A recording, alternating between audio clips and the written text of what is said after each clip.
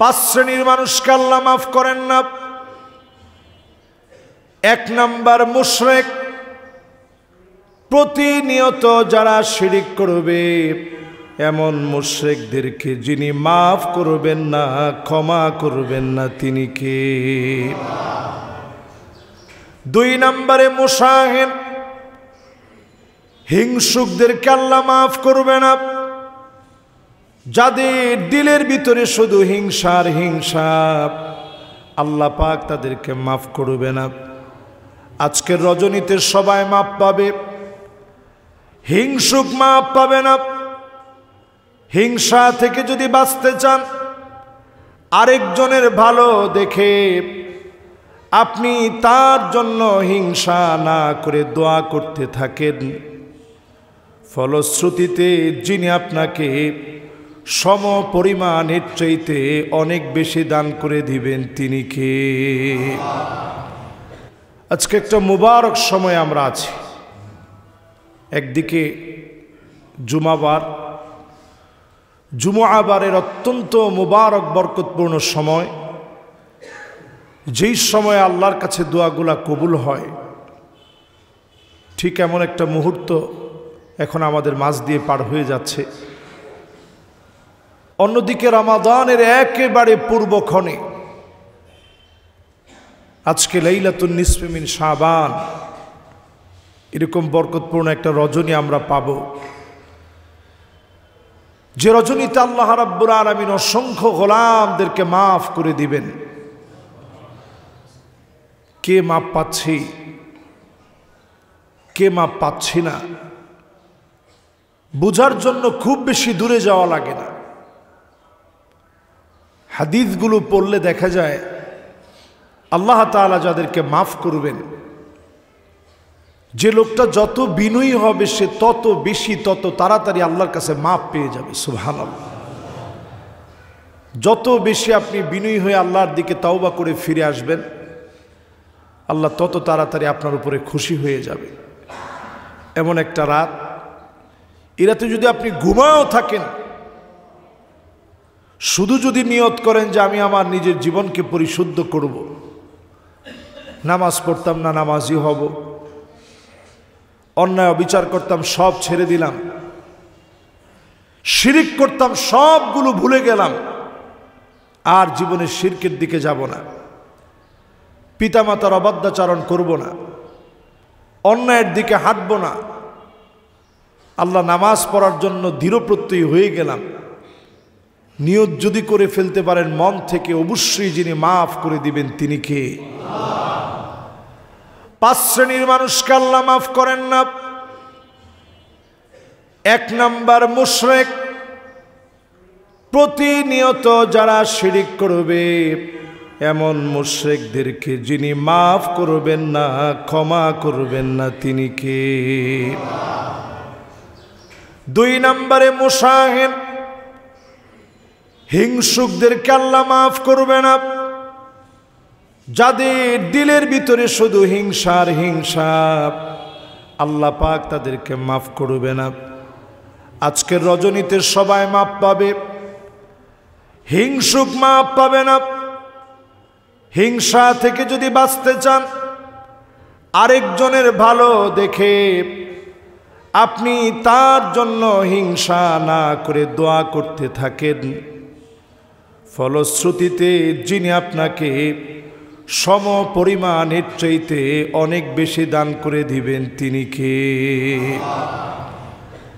ফেরেশতারা আপনার জন্য দোয়া করবে, মালাইকারা দোয়া করবে। এই দোয়াগুলো যদি কবুল হয়ে যায়, ফেরেশতাদের দোয়া কবুল হয়ে গেলে আপনাকে আমাকে অবশ্যই তার চাইতেও যিনি বেশি দান করে দিতে পারেন তিনি আমার আল্লাহ। এই জন্য এই লাইলাতুন নিসফে মিন শাবান, শাবানের মধ্যরাত, এই রজনীতে অন্তত হিংসা ছেড়ে দেওয়া, দৃঢ় প্রত্যয়ী হন। কারো পাঁচতলায় দেখে, কারো পাঁচতলা দেখে আপনি গাছতলায় থাকেন, এজন্য যেন মনের ভিতরে হিংসা না আসে। আল্লাহ পাক যেই লোকের দিকে তাকাবেন না, এর মধ্যে অন্যতম এক ব্যক্তি হবে আইলুন মুস্তাকবির, দরিদ্র কিন্তু অহংকার কমে নাই, দরিদ্র কিন্তু অহংকার কমে নাই। এরকম ব্যক্তি দেখবেন আমাদের সমাজের ভিতরে আছে না? চায়ের দোকানে বসলেই দেখবেন বলবে যে তার বাবা আমাদের বাড়িতে কাজ করছে, তার দাদা আমাদের বাড়িতে কাজ করছে, এখন না হঠাৎ করে সে বড় লোক হয়ে গেছে। এরকম আপনি যখনই বলবেন আপনি মনে রাখবেন আইলুন মুস্তাকবির, দরিদ্র হওয়ার পরও যদি আপনি অহংকার করেন আপনার দিকে মালিক তাকাবেন না, কথা বলবেন না, দয়া পর্যন্ত দেখাবেন না। আল্লাহ যদি দয়া না দেখান সেদিন দয়া পাওয়ার মতো কোনো জায়গা নাই। আল্লাহ যদি মাফ না করেন সেদিন মাফ পাওয়ার মতো কোনো জায়গা নাই। মানুষের গুনাহ সেদিন এত বেশি হবে,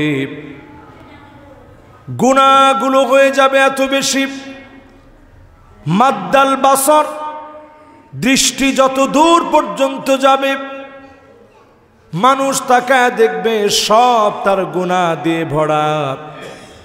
এত গুনাহের ভিতরে গোলামদেরকে যিনি দয়া করে মাফ করে দিবেন তিনি কে?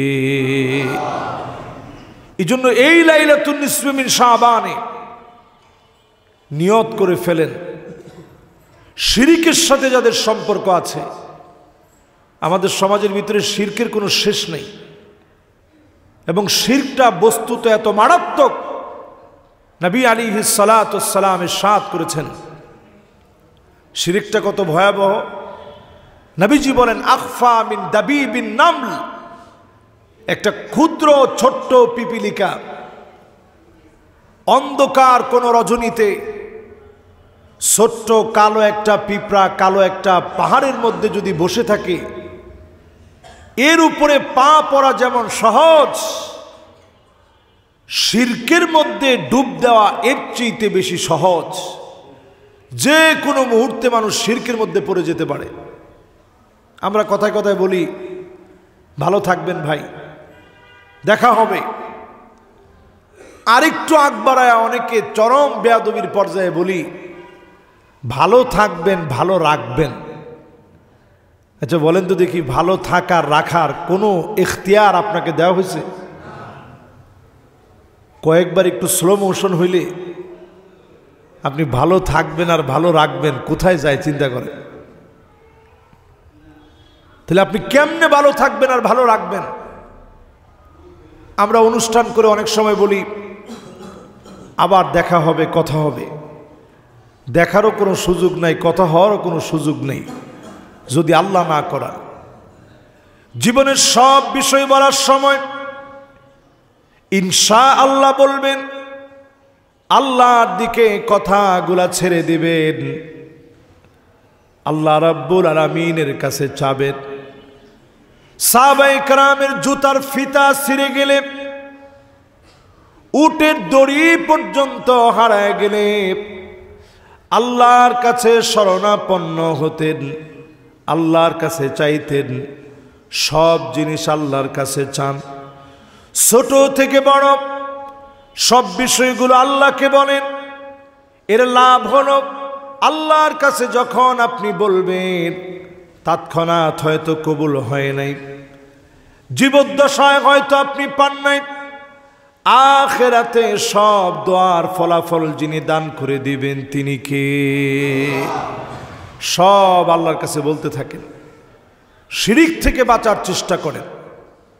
2 নম্বর পয়েন্ট, হিংসা থেকে বাঁচুন। 3 নম্বরে যারা বসলেন, জালেম হওয়া থেকে বাঁচেন, জুলুম করা থেকে বাঁচেন। নিজে যদি জুলুম করেন, ইয়াকুম ওয়াজ-যুলম ফাইন্নাজ-যুলমা যুলুমাতুন ইয়াউমাল কিয়ামাহ।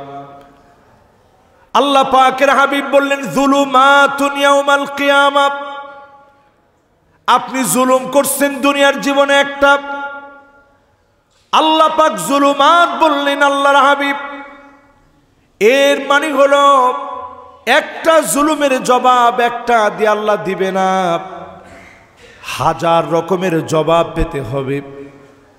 কাউকে আপনি একটা থাপ্পড় মারলেন অন্যায়ভাবে, উহুদ পাহাড় পরিমাণ থাপ্পড় আপনার খাওয়া লাগবে। কারণ জুলুম যিনি পছন্দ করেন না তিনি কে? জুলুম আমাদের সমাজের ভিতরে, এটা আমরা কিছু মনেই করি না। ক্ষমতা থাকলেই মনে করি যে আমার তো ক্ষমতা আছে, আমি যা ইচ্ছা তাই করব।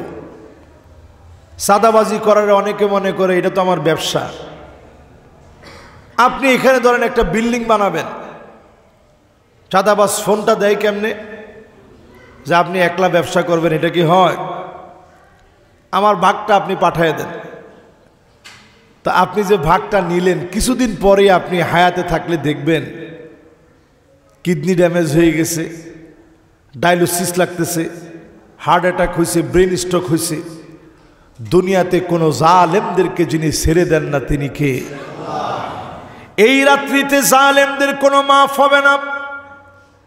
আজকে থেকে যদি নিয়ত করেন, আল্লাহ জীবনে জুলুম করে ফেলেছি, অন্যায় করে ফেলেছি, যাদের সঙ্গে জুলুম করেছেন আজ যদি তাদের কাছ থেকে মাফ চেয়ে নেন, যিনি চাইলে মাফ করে দিবেন তিনি কে? 3 নাম্বার পয়েন্ট। 4 নাম্বারে আল্লাহ রাব্বুল আলামিন মাফ করবে না। আকুন বিওয়ালিদাই, পিতামাতার সঙ্গে যারা খারাপ ব্যবহার করে, এই রকম সন্তান, পিতা মাতার সঙ্গে যারা ধমক দিয়ে কথা বলে, এমন লোকদেরকে যিনি মাফ করবে না, ক্ষমা করবে না তিনি কে? আমি বিনয়ের সঙ্গে আপনাদেরকে বলি, ইয়ং জেনারেশন সবাইকে বিনয়ের সঙ্গে বলতে চাই, আমরা এই আধুনিকতা যত বেশি পাচ্ছি তত কেমন যেন আমাদের ভিতরে আধুনিকতার কারণে এখন দিন দিন আমাদের ভিতরে পিতামাতার সাথে বেয়াদবিটার প্রবণতা এত বেড়ে গেছে। এখন আমরা সবাই বাপ মারে তুমি তুমি করে বলি, এটাতে কোনো অসুবিধা নেই, আপনি তুমি করে বলেন আর আপনি করে বলেন। কিন্তু আমাদের সময়টাতে আমরা তুমি করে বলার মতো সুযোগ ছিল না, তো সবাই বলতে পারলেন না, ছিল? अरे তুমি তো বহুত দূর কা বাত হ্যায়। বাপ মা যেই বিছানায় বসছে, সন্তান ওই বিছানায় বসতে চাইতো না যে আমার আব্বা আম্মা এই বিছানায় বসছে। শ্রদ্ধা ভক্তিটা এমন ছিল। আর এখনকার সময় আমরা বাচ্চাদেরকে অনেক আদর করি, অনেক মায়া করি। আমাদের বাপ মা যা করছে তার চাইতে কম করি না, বরং বেশি করার চেষ্টা করি। কিন্তু করার পরও দেখা যায় এই মোবাইল নামক ভাইরাসের কারণে লাতামাতহু লাতমাতান, নবীজি বলছেন একটা ভাইরাস আসবে পৃথিবীতে। নবীজি সরাসরি বলছেন এটার নাম ফিতনা, যেটা প্রত্যেকটা ঘরকে চটকানা দিবে। চটকানা বুঝেন তো? ও চটকানা বুঝেন না আপনারা? হ্যাঁ, চটকানা মানে থাপ্পড় দেওয়া। নবীজির শব্দ ছয়নে নবীজি থাপ্পড় দেওয়ার কথা কইছে। লাতমা মানে থাপ্পড় দেওয়া। নবীজি বলছেন লাতমাতহু লাতমাতান। আরবিতে যখন লাতমাতানটা আসছে, এটাকে আরবিতে বলে মাফউলে মুতলাক। এমনভাবে থাপড়াবে একটা ঘরও বাদ নাই, সব ঘরের মধ্যে গিয়ে থাপ্পড় লাগবে। আচ্ছা, এখন আপনারাই বলেন তো দেখি, এই থাপ্পড় কি আমাদের ঘরের মধ্যে লাগছে কিনা? প্রত্যেকটা ঘরে, ঢাকা শহরে এই থাপ্পড় এমনভাবে লাগছে। এক একটা ঘরে মোবাইল আছে কয়টা করে?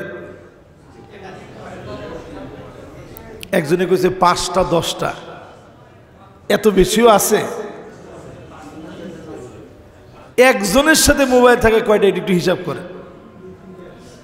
এই যে আমার সাথে ধরেন একটা থাকে, আরেকটা গাড়িতে থাকে, তাহলে কয়টা হইলো?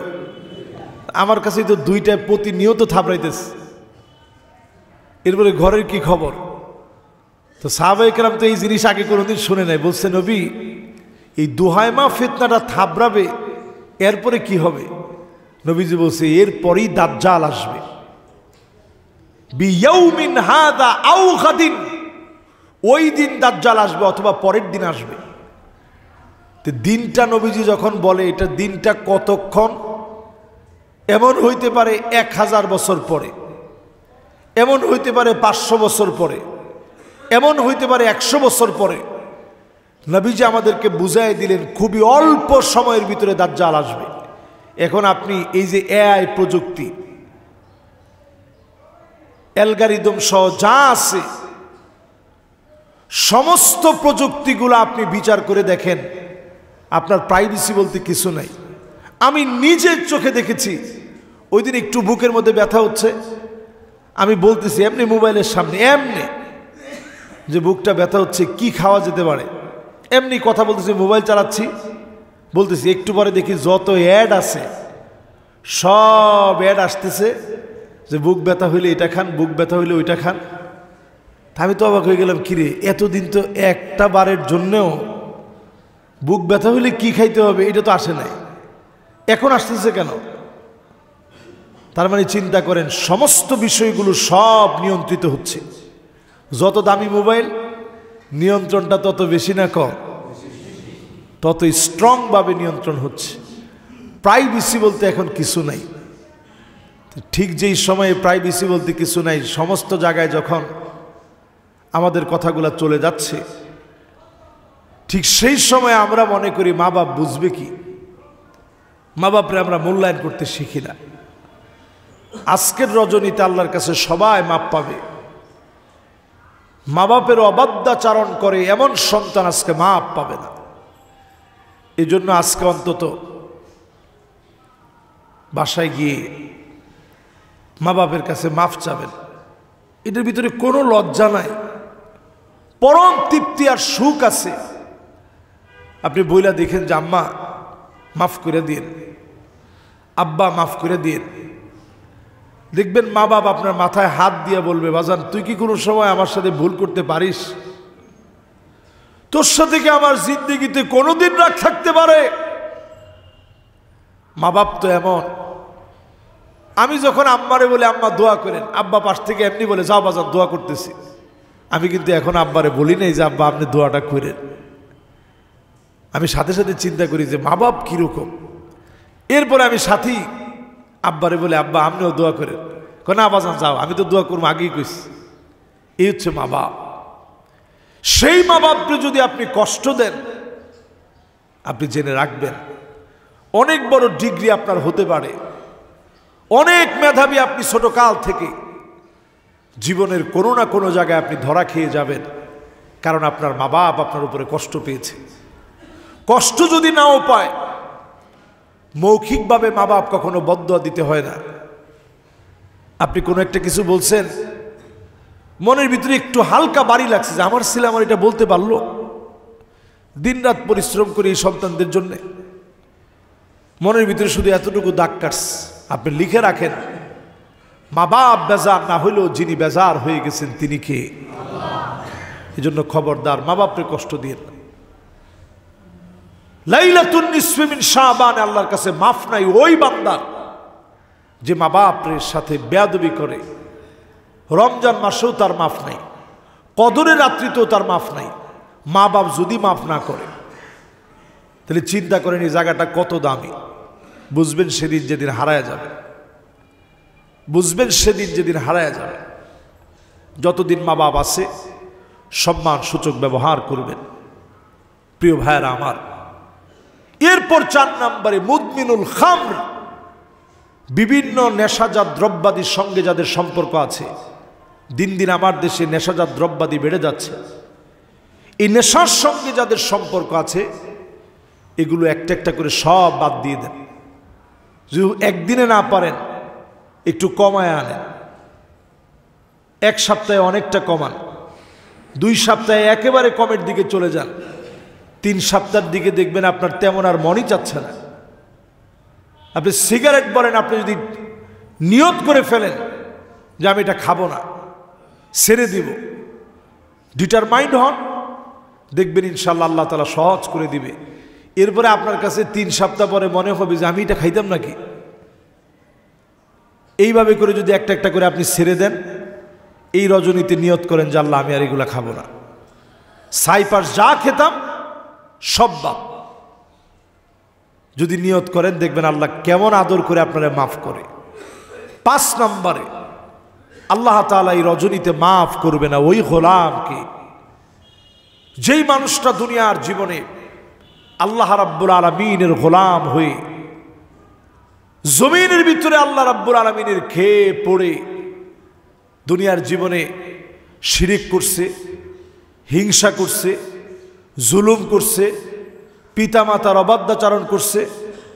আর এরপরে 5 নম্বরে বললাম মুদমিনুল খামর, মদের সাথে যারা সম্পর্ক রেখেছে, এই 5 শ্রেণীর মানুষকে আল্লাহ রাব্বুল আলামিন এই রজনীতে মাফ করবে না। অন্য সব লোকদেরকে আল্লাহ রাব্বুল আলামিন মাফ করে দিবে। সুবহানাল্লাহ বিহামদিহি। আল্লাহ রাব্বুল আলামিন বান্দাকে ডেকে ডেকে বলবে, ও গোলাম তোমার কি রিজিক লাগবে আমার কাছে চাও, দৌলত লাগলে আমাকে বলো, কি লাগবে আমার কাছে বলো। চাইতে দেরি হবে, দিতে যিনি দেরি করেন না তিনি কে। हर हमेशा ओ देने को तैयार हो, और जो ना मांगे उससे ओ बेजार हो। दुनियार सब मालिकेरा একবার দুইবার তিনবার দিবে, চতুর্থবার গলা ধাক্কা দিয়ে বের করে দিবে। আর আমার আল্লাহ একবার দুইবার না, 1000 লক্ষ বার না, কোটি বারও যদি চান, যিনি আপনাকে ভুলে যাবেন না, আপনাকে ফিরায়া দিবেন না, তিনি কে। বুঝবেন কেমনে যে এই রাত্রে আপনি মাফ পেয়েছেন কিনা? বুঝার জন্য ছোট্ট একটা বিষয় কল্পনা করলে আপনি পেয়ে যাবেন।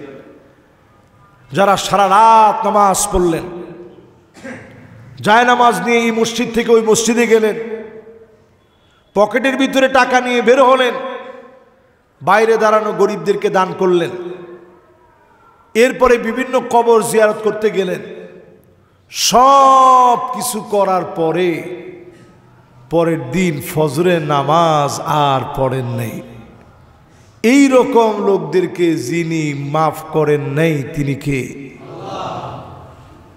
কিন্তু আপনি যদি নিয়ত করেন না আজকে নামাজ ধরেছি, আল্লাহ নামাজ আর ছাড়ব না, এই যে ধরছি ধরার মতো ধরছি, নামাজ আর ছাড়ব না আল্লাহ, যদি নিয়ত করার পরে হায়াতের সময় ফুরায় যায়, জীবন সূর্যটা নিভে যায়, ইন্না হায়াতাকা কদ তাজুলু কামিসলি শামস, ডলতে ডলতে যেভাবে ডুবে যায় জীবন, সূর্য যদি ডুবেও যায়, হতে পারে নিয়ত করছেন ভালো হয়ে যাবেন, কাতাবাল্লাহু লাহু হাসানাতান কামিলা, যিনি আপনার জীবনের গুনাহগুলো মাফ করে কবুল করে নেবেন তিনি কে? তবে আলহামদুলিল্লাহ আমার কাছে খুব ভালো লাগতেছে, ভ্যালেন্টাইন্স ডেটা পড়ছে এমন সময়ে পুরা মাঠে মারা খেয়েছে, একেবারে মাঠে গোল হইলে যেরকম এরকম একটা গোল হয়েছে এবারে ভ্যালেন্টাইন্স ডে। মানুষ অন্তত চিন্তা করতেছে সারা বছরে কিছু না করলেও আজকে তো অন্তত আল্লাহরে দেখাইতেই হবে যে আল্লাহ আমি ভালো হয়েছি, ঠিক কিনা কন? এই জন্য অন্তত সবাই নিয়ত করে ফেলছে। আমি আলহামদুলিল্লাহ আজকে সুন্দর একটা মেসেজ আমি দেখেছি, এই যে আমার হাতে মেসেজটা আছে, আপনারা দেখবেন বাহিরেও আপনাদেরকে অনেকে দিয়ে যাবে, আমাকেও দিয়ে গেছে, যে আই এম মুসলিম, আমি একজন মুসলমান হিসাবে ভ্যালেন্টাইন্স ডেকে কোনোভাবে আমি সমর্থন করতে পারি না। এটার প্রচারটা আরও আগ থেকে যদি হইতো, এটা মনে হয় আমাদের জন্য আরও বেশি কল্যাণকর হতো। খুবই চমৎকার যে এই নির্লজ্জতা এবং বেহায়াপনাকে কোনোভাবে যে মুসলমান সমর্থন করতে পারে না, ভ্যালেন্টাইন নামক একজন ধর্মযাজকের চরিত্রহীন লম্পটের কোনো বিষয়কে মুসলমান তার ঐতিহ্য বানাতে পারে না। মুসলমানের জীবনের সমস্ত মুহূর্তগুলোই ভালোবাসা দিয়ে ভরা। আপনি নবীজির জীবনের দিকে তাকায় দেখেন, ফজরের পরে নবীজির হালকা একটু খাওয়ার অভ্যাস ছিল, নাস্তা করতেন তিনি। এবং নবীজি বলতেছেন সালাসুন লা তুরাদ, 3 জিনিস কখনো তোমরা ফিরায় দিও না। এর মধ্যে একটা হচ্ছে আল ফুতুর। সকালবেলায় যদি কেউ নাস্তা অফার করে যে ভাই ফজরের নামাজ পড়ে আসছেন, টাটকা টাটকা কয়েকটা খেজুর খান, তাহলে এটা ফেলে দিও না, খায়ও। এরপরে নবীজি বললেন আর দেহেন, কাবায় যে আতরটা লাগানো হয় এটার নাম দেহনিল উদ। নবীজি বলছেন এইরকম আতর যদি কেউ অফার করে তাহলে এটা তুমি ফেলে দিও না।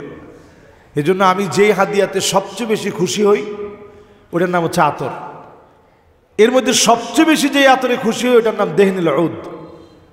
এটা আমার কাছে খুব ভালো লাগে। কাবায় এই আতরটা সার্বক্ষণিক দেওয়া হয়, হাজরে আসওয়াদে মাখা হয়। তো নবীজি বলতেছে এই আতরটা যদি কেউ অফার করে, এই সুগন্ধি, তাহলে এটা তুমি ফেলে দিও না। 3 নাম্বার আল উইসাদা, কেউ যদি আপনাকে বিছনাটা পেরে দিয়ে বলে একটু রেস্ট নিয়ে নেন, তাইলে অন্তত ওইখানে একটু হেলান দিয়ে অথবা একটু শুয়ে একটু রেস্ট করেন। এই ভদ্রতাকে সম্মান দেখানো আল্লাহ নবী কত বড় করে দেখছেন। সেই নবীজি আমার ফজরের পরে যখন আসতেন, সামান্য একটু খাবার গ্রহণ করতে চাইতেন, প্রায় সময় বলতেন স্ত্রীরা ঘরে কি কিছু আছে? উত্তর আসতো নবী কিছুই নাই।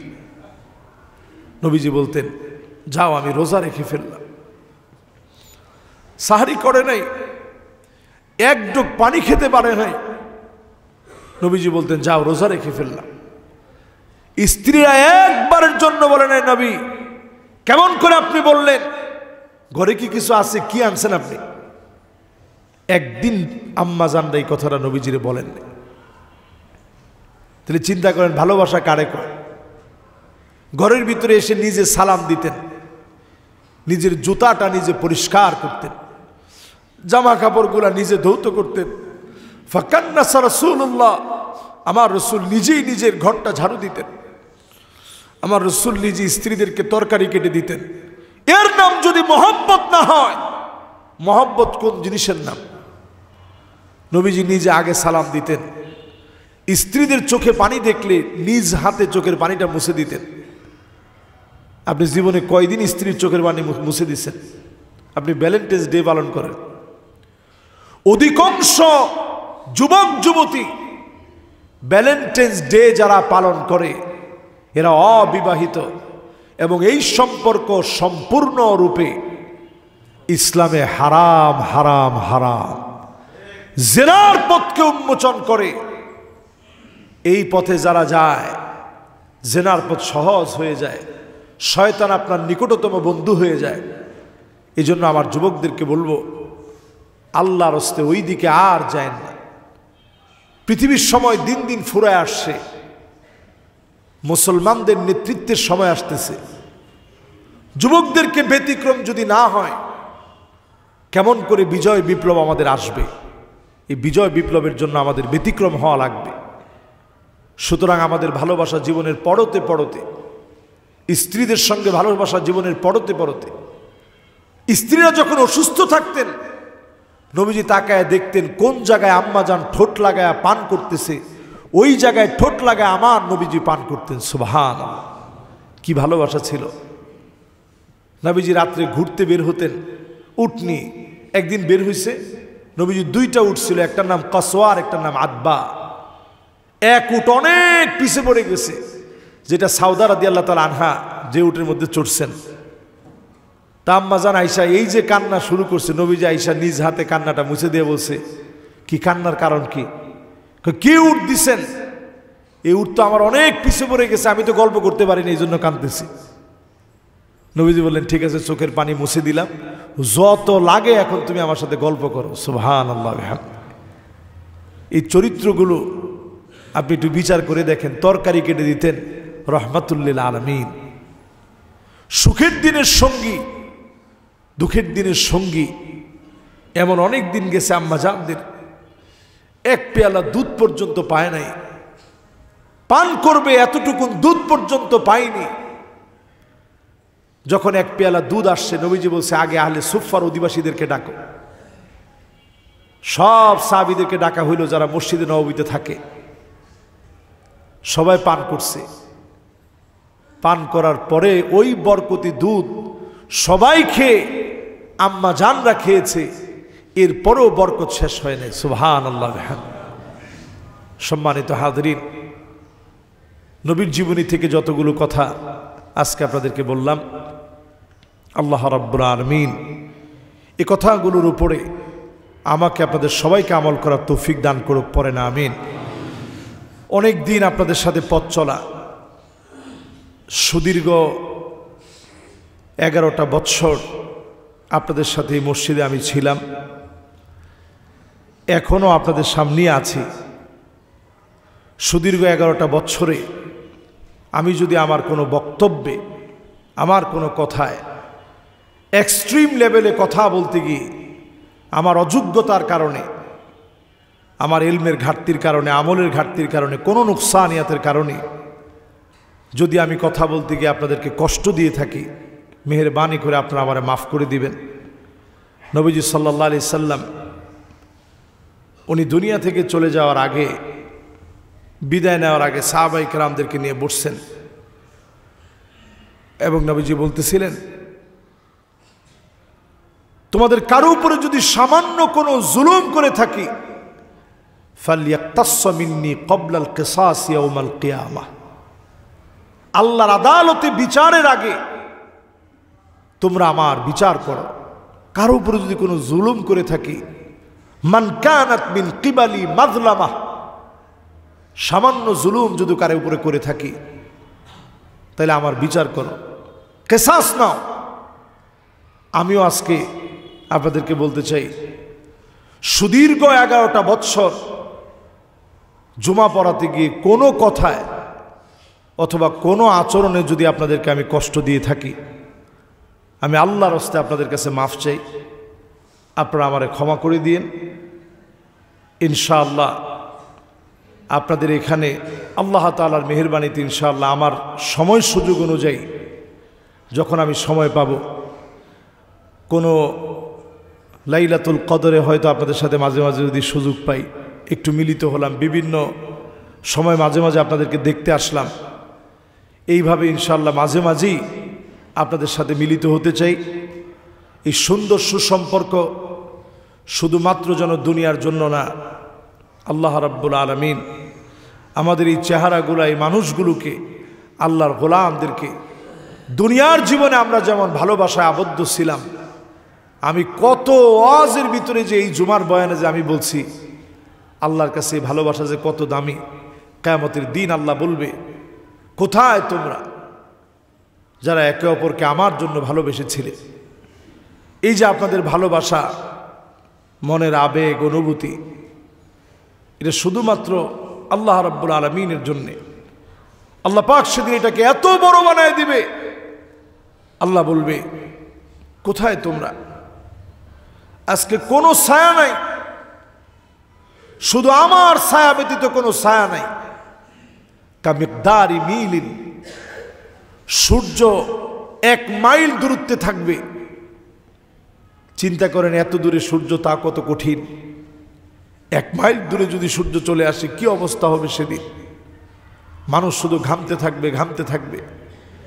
সেই কঠিন সময় আল্লাহ বলবে, আল ইয়াউমা উযিল্লুহুম, আমি আল্লাহ রাব্বুল আলামিন আজকে ছায়া দিব আমার ওই গোলামদেরকে যারা একে অপরকে শুধু আমার জন্য ভালোবেসেছে। সুবহানাল্লাহ। আমি মনে করি খতিব হিসাবে আপনারা আমারে যা দিয়েছেন, এটার পরে পাওয়ার মতো আর আমার তেমন কিছু বাকি নেই। মহব্বতের জায়গা থেকে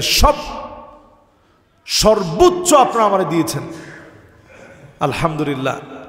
এই মহব্বতই আমাদের 11 বছরের সুসম্পর্কের সবচেয়ে বড় হাতিয়ার ছিল এই মহব্বত।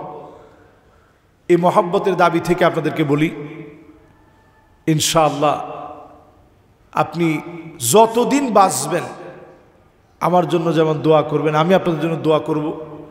তাকওয়ার পথটা অবলম্বন করে চলবেন।